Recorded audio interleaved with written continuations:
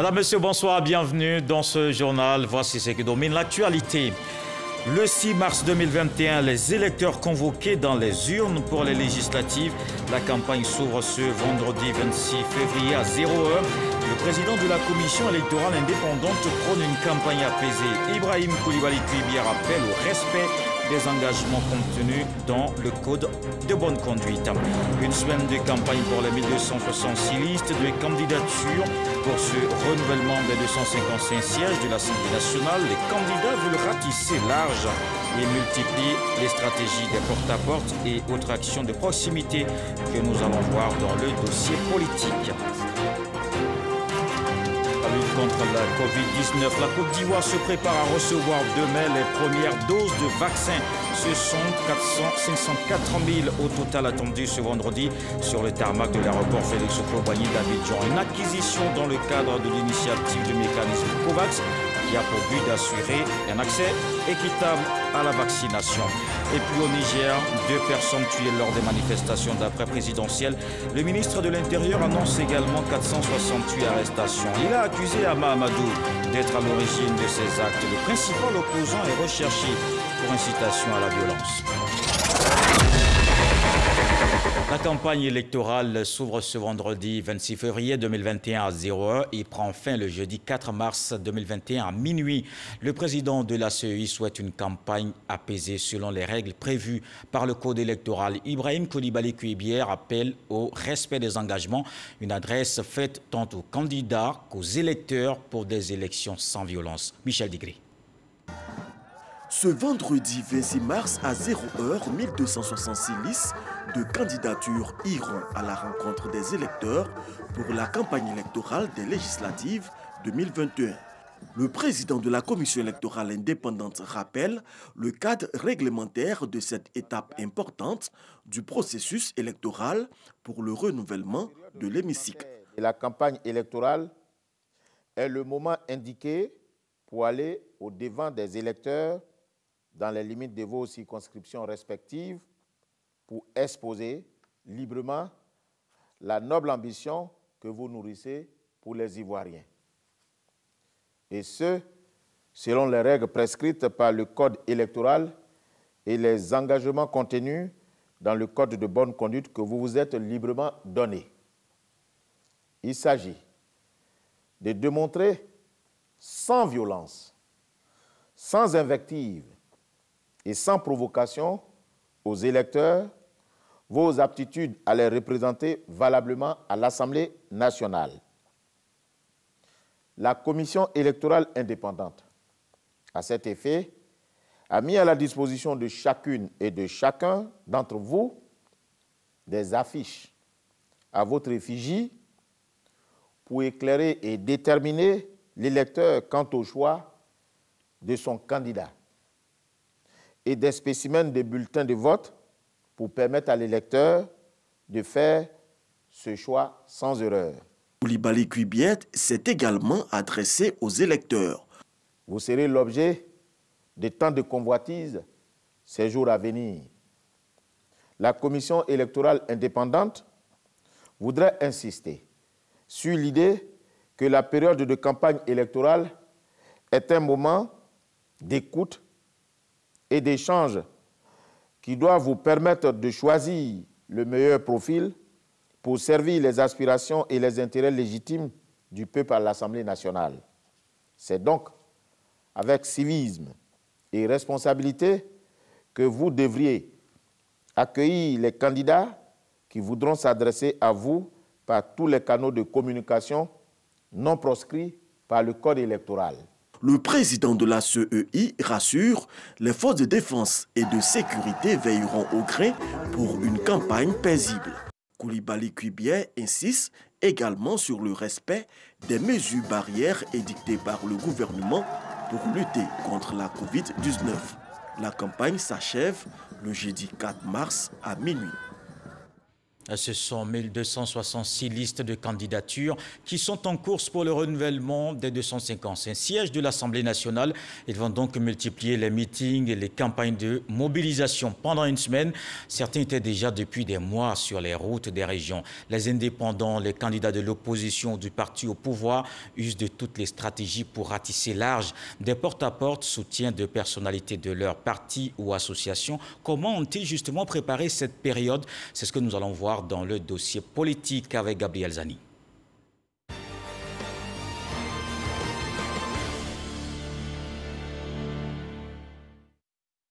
Depuis des mois, les candidats à la députation ne dorment plus. Ils font la navette entre les circonscriptions électorales, les activités économiques et les partenaires financiers. Histoire de renflouer leur caisse pour mieux préparer la campagne des législatives, Francine Sokouri vient de rentrer d'une visite de terrain dans des localités. Je fais du porte-à-porte avec des communautés. La pré-campagne, il faut toujours être présent, il faut aller vers les populations pour dire que vous êtes candidat. Et ma localité, c'est 4 circonscriptions.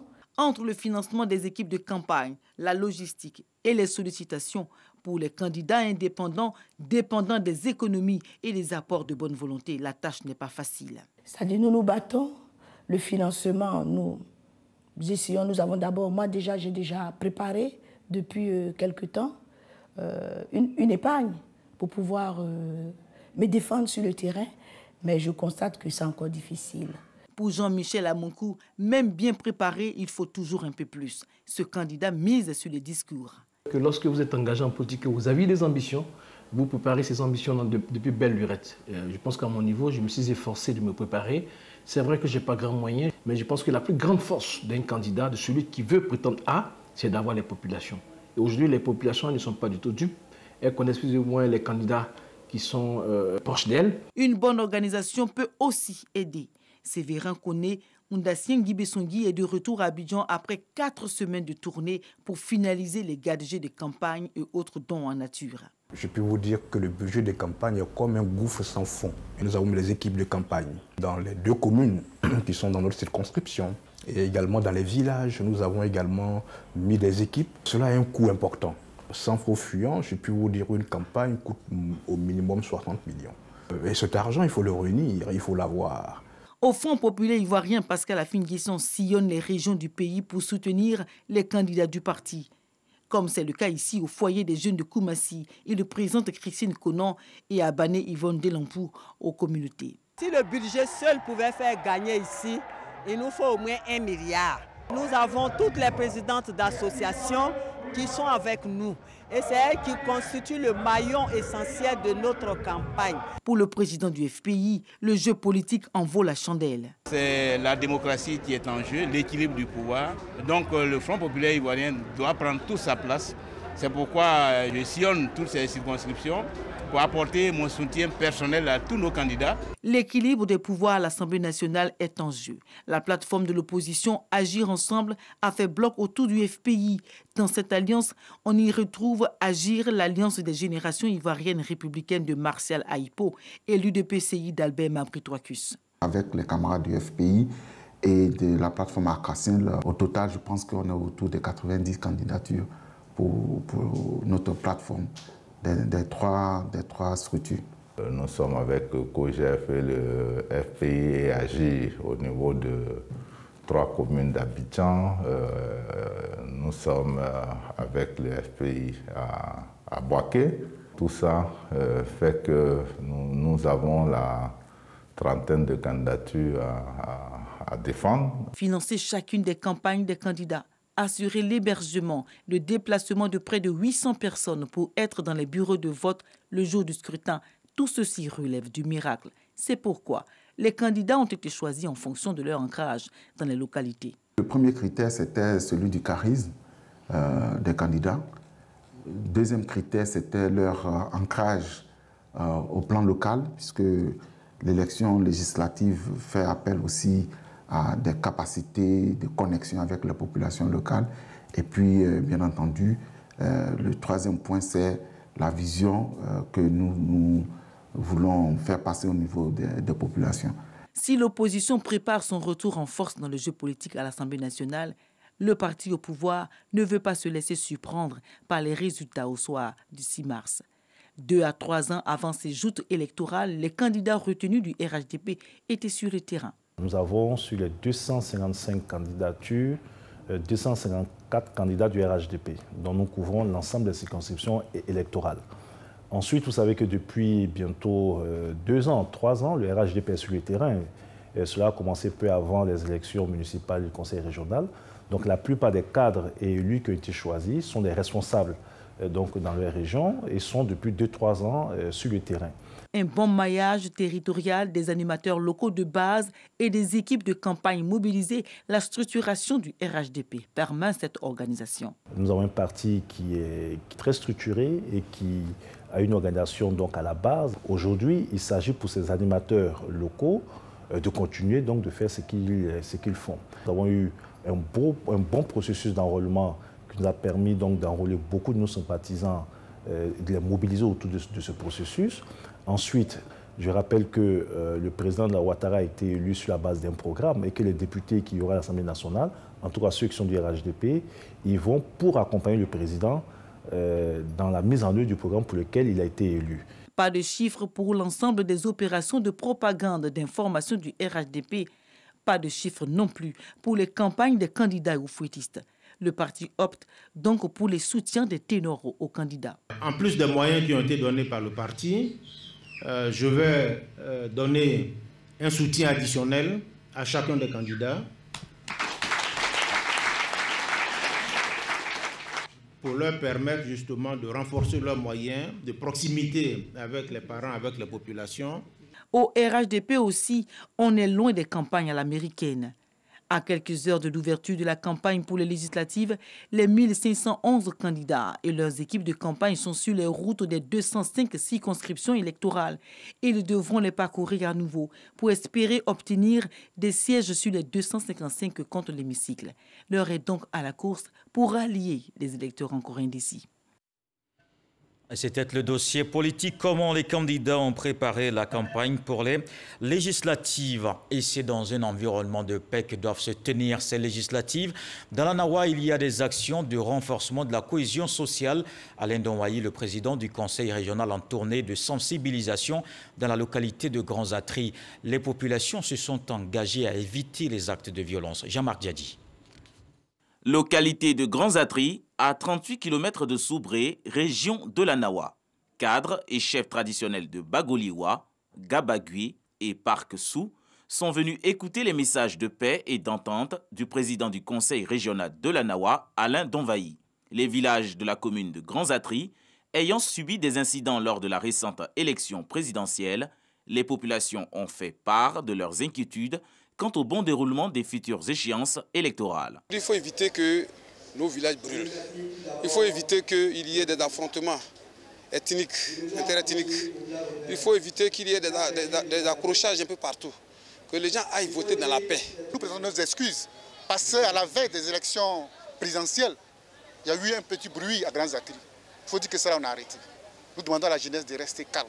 Le président Alain Donwayi a tenu à rassurer les autochtones quant à la sécurisation de l'élection législative et les a exhortés à plus de citoyenneté. Nous avons parlé cohésion, nous avons parlé des échéances qui vont arriver et nous avons sensibilisé donc tout le monde sur le besoin de cohésion, le besoin de paix et c'est ce qui importe le plus ici dans la région de la Nawa. La tournée de sensibilisation du président du conseil régional de la Nawa a pris fin dans le village de Roy. Ici, un tournoi de football pour la cohésion a été organisé. Une compétition qui a vu la participation des comédiens humoristes et des anciennes gloires de l'équipe nationale. Dans la région de Lamé, les actions de paix se renforcent également. Il y a désormais une maison des chefs traditionnels à Adzopé. L'inauguration a eu lieu lundi dernier. Un cadre pour les têtes couronnées appelé à prévenir et faire taire les conflits. Issa Tchonayo. Une maison des chefs pour les têtes couronnées d'Adzopé.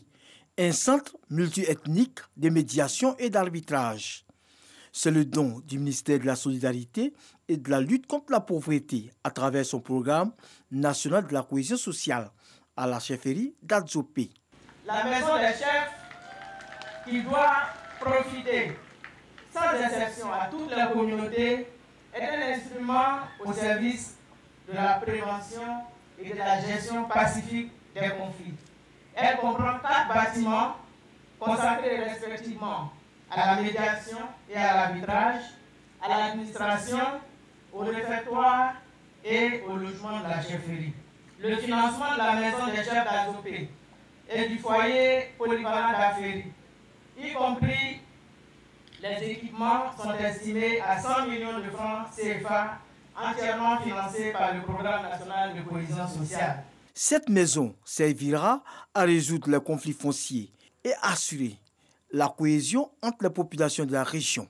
Un défi que les chefs traditionnels d'Azopé sont prêts à relever. C'est une immense joie qui, en effet, nous anime à l'occasion de cette cérémonie de remise de clés.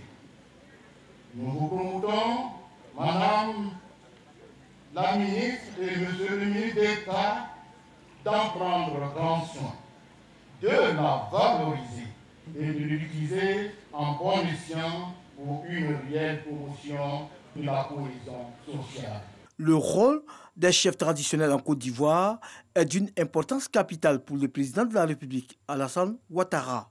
C'est pourquoi le ministre d'État, Patrick Achi, secrétaire général de la présidence, les invite à jouer leur partition dans la cohésion sociale. Leur rôle est majeur car ils sont le premier contact des populations. Avant même les sous-préfets, avant même les gendarmes, avant même les policiers, avant donc les autorités représentant l'État, c'est eux qui, à l'intérieur du village, ont l'obligation de maintenir la paix et la cohésion sociale. Après l'inauguration de la maison des chefs, la ministre Mariatou Koné a procédé à la pose de la première pierre du hangar des chefs. Le ministre de la Réconciliation nationale continue sa mission de vivre ensemble. Kouadio Konan-Bertin a reçu les ressortissants de la communauté CEDEAO. Ils apportent leur soutien à ces actions de paix et de cohésion sociale. Didier Nguessan. La communauté CEDEAO est heureuse de la création d'un ministère en charge de la réconciliation en Côte d'Ivoire au regard des conflits qui ont marqué les différentes élections dans le pays. Mieux, la communauté CEDEAO s'engage à soutenir le ministre Kouadio Konan-Bertin dans sa mission de réconcilier les Ivoiriens, car il y va de l'intérêt de toute la sous-région. La Côte d'Ivoire est un grand pays. Je pense que le chef de l'État ne s'est pas trompé. Il faut le féliciter, il faut l'encourager et il faut l'accompagner. La tâche est difficile. Nous parlons aux hommes parce que c'est des êtres humains. Chacun des membres de la communauté a été mis en mission par le ministre Kouadio Konan-Bertin. Ils sont désormais ambassadeurs de la paix et porteurs de cette mission de réconciliation nationale. Engagement apprécié à juste titre par le ministre de la Réconciliation nationale. Nous sommes condamnés à vivre ensemble dans un même pays. Ce pays-là, ensemble, nous devons le construire, nous devons le bâtir. On ne peut pas bâtir la Côte d'Ivoire tant qu'on n'a pas reconstruit la paix et l'unité nationale. Donc je sais pouvoir compter sur eux. Je leur ai signifié et m'ont aussi indiqué pour que chacun apporte sa pierre à la construction de l'édifice. Le ministre exhorte les pays voisins à ne pas servir de base arrière pour une quelconque déstabilisation de la Côte d'Ivoire. Le ministre de la Réconciliation nationale a expliqué sa démarche consistant dans un premier temps à écouter toutes les couches socio-professionnelles pour établir un diagnostic vrai avant de trouver des solutions adéquates. Et l'accès aux soins de santé est aussi au cœur des préoccupations. Les populations d'Atekoubé 3 ont désormais un centre de santé urbain, une initiative du conseil municipal qui veut rapprocher ces services des patients, des joies qu'on voit dans ce reportage de Grace Kando. Lorsque les femmes étaient malades, on se déplaçait, on partait jusqu'à Bobodoumé, à Lokodjuro. Il faut dire que ce n'était pas évident, ce n'était pas du tout, pour se faire soigner, ce n'était pas du tout facile. Aujourd'hui, par la grâce du président de la République et de notre ministre, M. Dao Polenko, nous avons aujourd'hui pu inaugurer notre centre de santé et vraiment ça nous fait plaisir. Fini donc les difficultés des populations des 10 000 habitants d'Atekoubé 3 en matière d'infrastructures sanitaires. Elles bénéficient désormais d'un centre de santé urbain composé de 4 services, maternité, laboratoire, dispensaire et pharmacie. Selon le premier magistrat de la commune d'Atekoubé, par ailleurs ministre des Sports, ce centre de santé vise à rapprocher les populations des services de santé. Construit par le conseil municipal d'Atekoubé et équipé par le ministère de la Santé et de l'Hygiène publique, cette cérémonie d'inauguration est l'occasion pour le ministre Aka Awele de revenir sur les réformes engagées par le gouvernement dans le secteur de la santé, notamment la politique de gratuité ciblée en faveur de la femme enceinte et de l'enfant âgé de moins de 5 ans, et ce, depuis l'avènement du président Alassane Ouattara au pouvoir. Le vote de la loi instituant la couverture maladie universelle en Côte d'Ivoire, la réforme de la pharmacie de la santé NPSP pour améliorer la disponibilité des médicaments. À ces réformes s'ajoutent d'énormes investissements dans la construction d'infrastructures sanitaires d'un volume de plus de 830 milliards de francs CFA, décidé par son Excellence le Président de la République. Avec ce nouveau centre de santé urbain, la commune d'Atekoubé compte désormais 8 centres de santé. Les populations du village de Didablé dans le département de Toumoudi ont aussi accès aux soins de santé. Désormais, il n'y a plus d'inquiétude pour les cas d'évacuation. La localité est dotée d'une ambulance. Ce matériel roulant remis aux bénéficiaires par la ministre Raymond Goudou-Kofi. Charles Tatou. Le gouvernement répond aux soucis des populations rurales en matière de santé dans la région du Bélier. À titre d'exemple, Didablé, village du département de Toumoudi, retenu au programme des formations sanitaires à équiper en ambulance, vient de recevoir la sienne. Il y a très longtemps que nous avons eu l'hôpital. Nous avons plusieurs fois fait des doléances et nous n'avons pas reçu d'ambulance. Mais cette fois-ci, c'est une réalité et c'est une immense joie pour les populations de Didablé. Nous disons effectivement merci à M. le Président de la République pour ce don. Les autorités locales ont procédé à la remise officielle de ce matériel roulant aux populations bénéficiaires. Même action de solidarité du gouvernement à Boniko, dans le département de Djekanou. L'ambulance remise aux bénéficiaires Boniko est une grande zone de production de cacao. Cette ambulance facilitera les évacuations des malades de la localité vers les grandes villes. Ce qui domine l'actualité en santé, c'est la lutte contre la Covid-19. Attention, c'est une pandémie qui n'est pas encore terminée. On fait le point de la situation.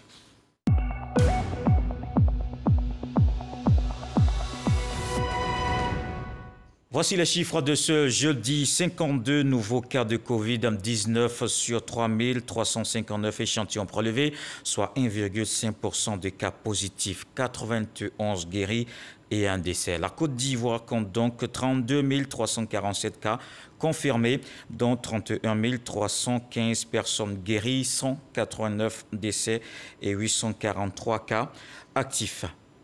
La situation mondiale de la Covid est alarmante. La pandémie fait que la demande de vaccins est supérieure à l'offre. Près de 200 projets sont en cours dans le monde. 12 en tête est déjà opérationnel sur le marché international. À l'initiative du mécanisme COVAX, la Côte d'Ivoire reçoit demain sa dotation 504 000 pour les premières doses de vaccins.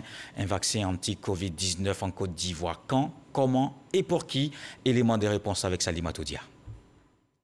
La denrée encore rare et produite par peu de sociétés pharmaceutiques sera dans quelques heures en territoire ivoirien. C'est le vaccin anti-Covid-19. La Côte d'Ivoire a réussi, grâce à l'initiative COVAX, à tirer son épingle du jeu avec la réception ce vendredi de 504 000 doses de vaccins. C'est environ 25% des 2 40 000 doses de vaccins que le dispositif COVAX devrait être en mesure de fournir au pays pour le premier semestre 2021. Mais le défi majeur des campagnes de vaccination pour les pays africains est celui d'assurer les conditions de conservation des doses. On ne nous livrera pas ce vaccin si nous n'avons pas la preuve que nous pouvons garantir une bonne conservation. Mais sur ce sujet, la Côte d'Ivoire a une position très avant-gardiste. Nous avons la direction du programme élargi de vaccination qui est parfaitement outillé, qui est d'ailleurs certifié ISO pour sa bonne maîtrise de la conservation. La chance que nous avons, c'est d'avoir un vaccin qui se conserve à la température habituelle de conservation des vaccins, notamment entre plus 2 et plus 8 degrés. Et donc, nous avons les équipements nécessaires, notamment les chambres froides pour conserver ce vaccin au niveau central et même au niveau régional.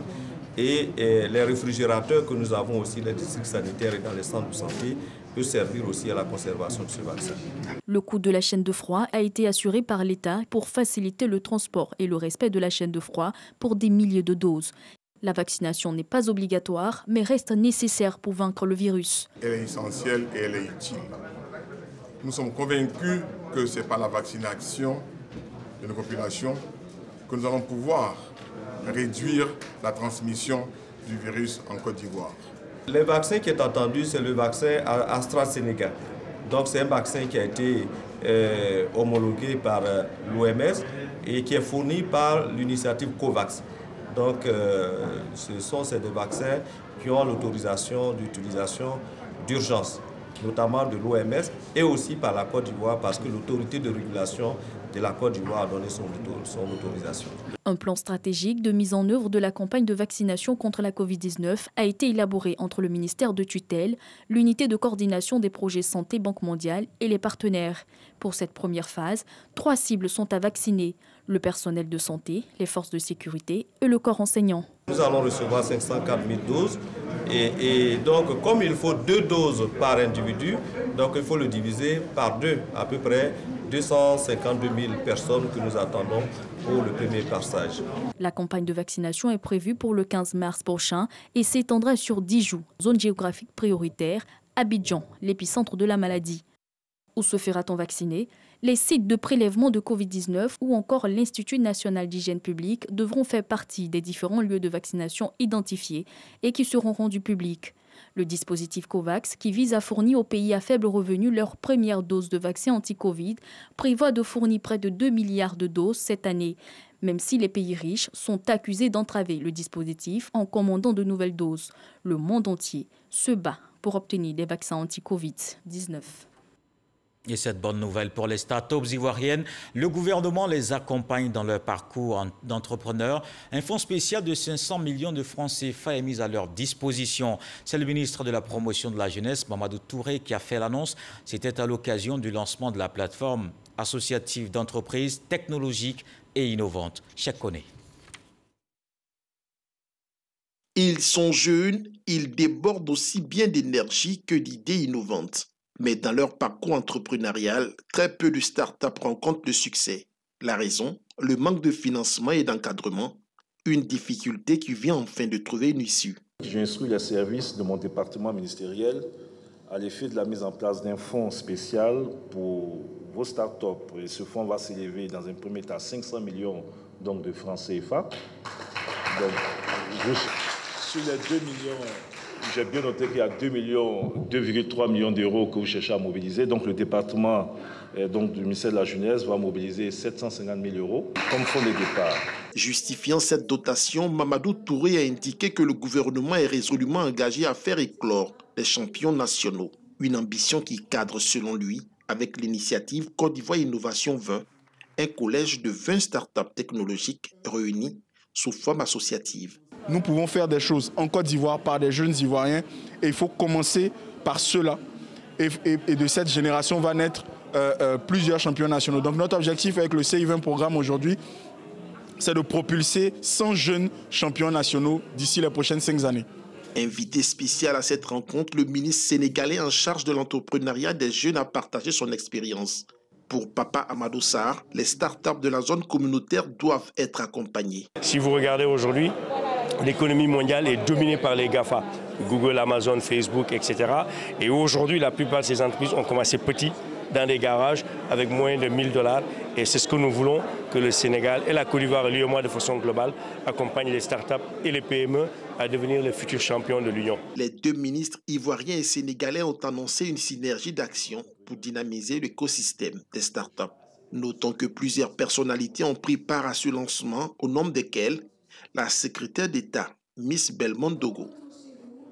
Et on voit aussi ces lignes qui bougent dans l'enseignement supérieur. Un nouveau restaurant pour l'université de Daloa. Le ministre Adama Diawara vient de remettre officiellement les clés aux responsables des œuvres universitaires. 4 000 repas servis par jour aux étudiants. Et vous allez le voir, c'est un soulagement pour eux. En attendant la construction des cités, le reportage de Sephora Zeki. L'université Jean-Laurent Nyonguédé de Daloa a désormais une cuisine moderne et un restaurant capable de servir environ 4000 plats par jour. Un soulagement pour les étudiants. L'ancien restaurant n'était pas vraiment pratique. Donc, on était obligé, certains étudiants étaient obligés d'aller dehors pour pouvoir manger. C'est vraiment une joie pour nous, parce que le nouveau restaurant est vraiment accessible et l'hygiène aussi y est.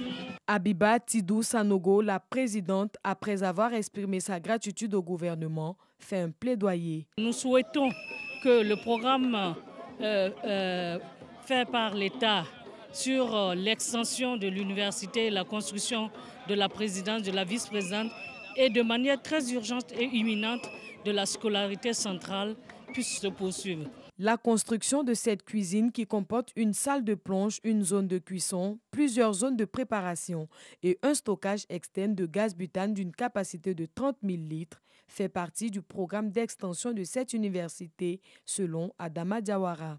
Pour 5 900 étudiants, je pense que l'État a fait beaucoup d'efforts et il faut reconnaître que cet ensemble cuisine et restaurant fait partie d'un vaste programme d'extension des universités de Daloa et de Korogo, entrepris par le président de la République depuis son accession au pouvoir en 2011. Tout ce que nous venons d'inaugurer aujourd'hui, c'est fait sur les fonds de l'État.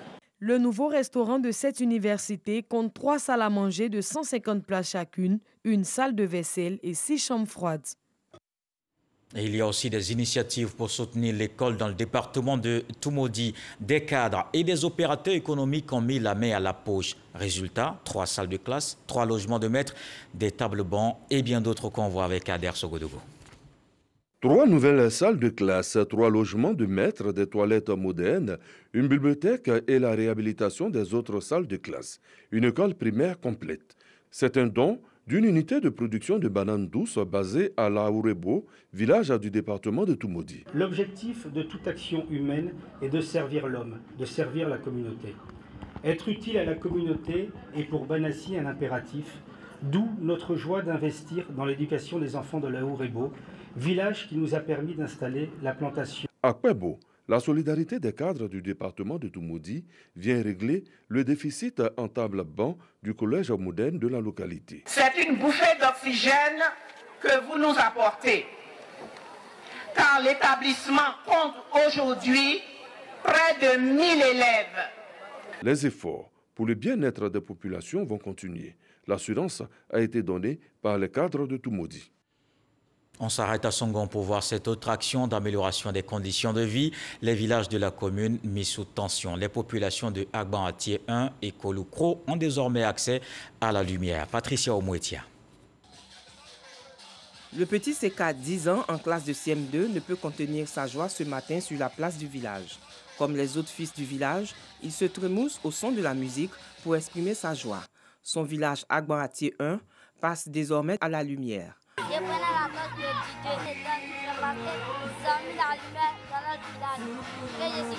Pendant plus d'un demi-siècle, ces 2 villages sont restés dans l'obscurité. Avant, on se débrouillait avec les lampes tempêtes. En tout cas, on avait les difficultés, on était dans le noir. Vraiment, ce n'était pas facile. Nous sommes là depuis des années, plus d'un siècle ici. Et nous avons toujours, depuis nos aïeux jusqu'à maintenant, nous avons toujours lutté pour avoir de l'électricité dans notre village. Et aujourd'hui, nous nous réjouissons de constater que la lumière vient dans notre village pour compléter le développement. Les villages de Agban-Atié 1 et Koloukro dans la commune de Songon bénéficient ce jour chacun de 2 transformateurs de 36 foyers lumineux pour l'un et 44 foyers lumineux pour l'autre. Coût global des travaux, 69 millions de francs CFA. La visite du ministre-gouverneur s'est poursuivie dans le village de Songon-Braté. Ici, il a fait don d'une ambulance médicalisée à la communauté des sœurs de la paroisse Saint-Jean de Songon-Braté. Dans le secteur agricole, un accord pour avoir des semences de riz. Il est signé entre le ministère de la Promotion de la Riziculture et une firme internationale. C'est une assistance technique et financière à toute la chaîne de valeur de la filière rizicole. Cheikh Koné. Cet accord va porter sur 4 axes de collaboration dont l'objectif final sera un développement de toute la chaîne de valeur du secteur de la riziculture. Par cet accord, il s'agira dans un premier temps de mettre à la disposition de l'agriculture nos solutions innovantes pour une agriculture durable. Dans un second temps, Le présent protocole de collaboration nous permettra d'offrir aux planteurs et aux leaders de pôle notre accompagnement technique, qui est le garant de la bonne utilisation des solutions que nous proposons, mais aussi de l'atteinte des objectifs de haut rendement et de qualité du riz paddy que nous visons. Dans un troisième temps, notre collaboration inclut le volet financement de la chaîne de valeur.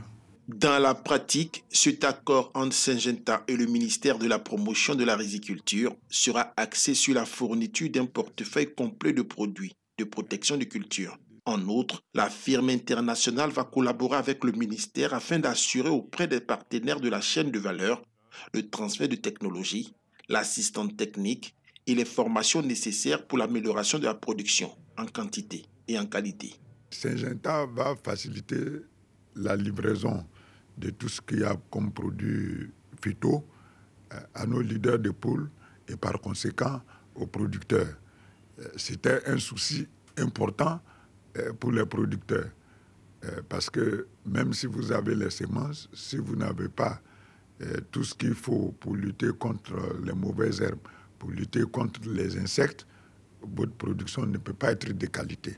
Le gouvernement ivoirien a adopté en 2020 la stratégie nationale de développement de la riziculture sur la période 2020-2030, dont l'objectif est d'assurer l'autosuffisance en riz de bonne qualité avant 2025. C'est une tournée pour semer la gaieté. Bonjour Tour s'est arrêté place Félix Houphouët-Boigny de Guiglo.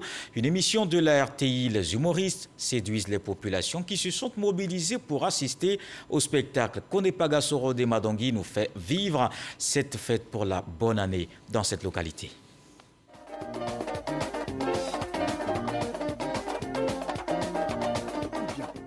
Chants et danses à la place Félix Houphouët-Boigny de Guiglo.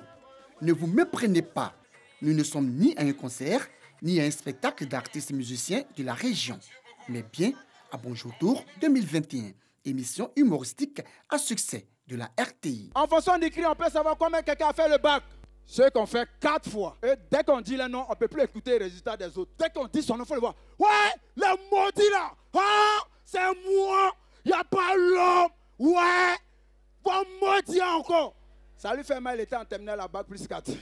Madame la ministre a dit que vous avez tout. Et c'est pour ça que le directeur général de la RTI, M. Fosseni Dambélé, vous dit merci. Voir ces humoristes sur scène à Guiglo, un véritable soulagement pour le public qui ne cache pas son allégresse. Est-ce qu'on peut applaudir pour grimper?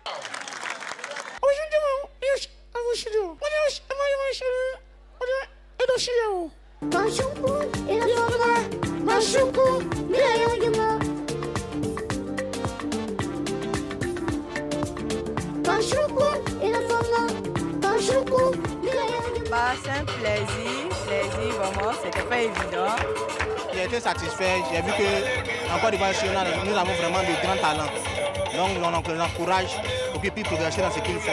La marraine, la ministre Anne-Désirée Ouloto, présidente du conseil régional du Cavalier, s'est réjouie, elle, de la mobilisation exceptionnelle de la population. Après les villes de l'Ouest, Biankouma, Man, Toulepleu et Guiglo, équipe de production et humoristes les jours à venir mettront le cap sur d'autres villes de l'intérieur du pays. Dans le reste de l'actualité au Niger, 2 personnes tuées lors des troubles qui ont suivi la proclamation des résultats de la présidentielle. Le ministre de l'Intérieur annonce également 468 arrestations depuis mardi, y compris certains hommes politiques qu'il n'a pas nommés. Il a signalé des dégâts de biens publics et privés. Il a accusé le principal opposant, Ama Amadou, d'être à l'origine de ces troubles. Ce dernier qui n'a pas pu se présenter à cause d'une condamnation en justice. Il est recherché pour incitation à la violence. RFI condamne également l'incendie du domicile de son correspondant à Niamey, Moussa Kaka. Et voilà qui met un terme à ce journal. Merci de l'avoir suivi. Retour de l'actualité à 23h avec Marine Cognon. Ce soir, le sage nous apprend que le borgne ne doit pas danser dans le sable. Dieu le voulant, on se retrouve demain.